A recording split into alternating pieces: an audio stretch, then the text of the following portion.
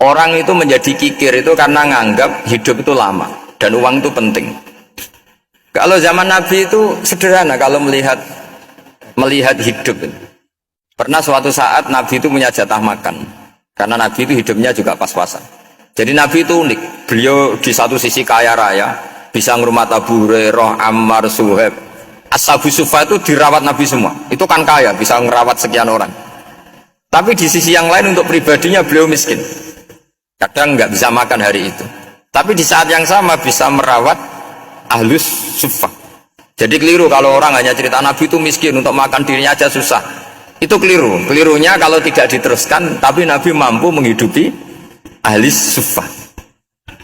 Sikan cerita jatah makannya Nabi itu dikasihkan orang ketika Nabi tanya, ya Aisyah, makanan jatah saya di mana? Oh ya Rasulullah, tadi ada orang minta tak kasihkan, maka makanan itu habis. Apa kata Nabi? Kamu salah Aisyah. Yang kamu kasihkan itu justru yang masih. Ya, yang kamu kasihkan itu justru yang masih. Sehingga Nabi menganggap, makanya Nabi terus ngendikan. Ya kalau mukhatabnya lelaki ya kira-kira begini. Wa hal laka min malika illa ma akalta fa afnaita wa labista fa ablaita. Terus tanya wa tasaddaqta fa abqaita, kata Nabi. Harta kamu ya kamu makan kemudian ke WC jadi kotoran, atau punya pakaian mewah nanti rusak, wa tasaddaqta fa abqaita. Ada yang kamu sedekahkan yaitu yang abadi sampai akhir.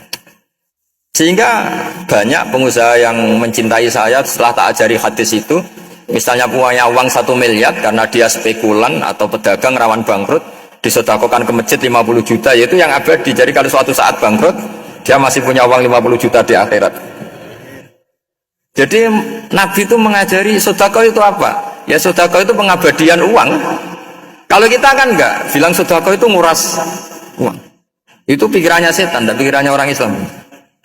Itu cara berpikir setan, bukan cara berpikir umat apa?